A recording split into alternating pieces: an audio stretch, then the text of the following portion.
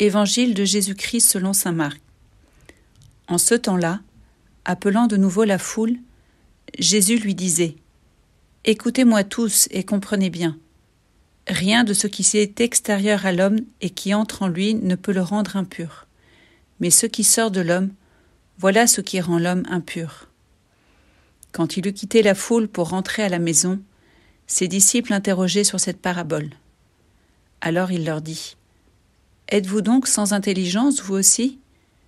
Ne comprenez-vous pas que tout ce qui entre dans l'homme, en venant du dehors, ne peut pas le rendre impur, parce que cela n'entre pas dans son cœur, mais dans son ventre, pour être éliminé ?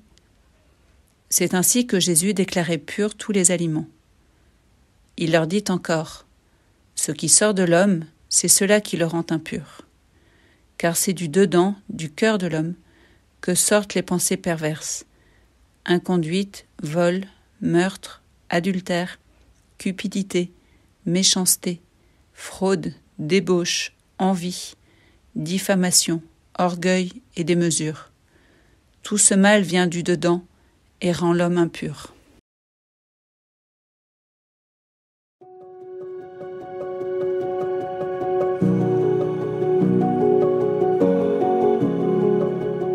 Suite à l'évangile d'hier, dans lequel Jésus dénonçait la pratique hypocrite par les pharisiens des rites de purification, Jésus propose aujourd'hui sa compréhension de la pureté et de la purification.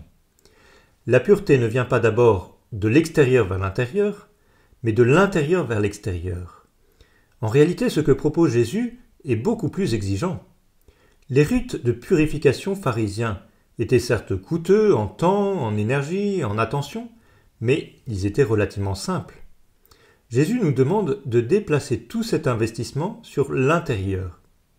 Les pharisiens, et nous-mêmes en accueillant la parole de Jésus, saurons nous mettre en pratique la même application pour nous garder purs à partir de l'intérieur, en évitant toutes les souillures que Jésus énumère dans sa liste.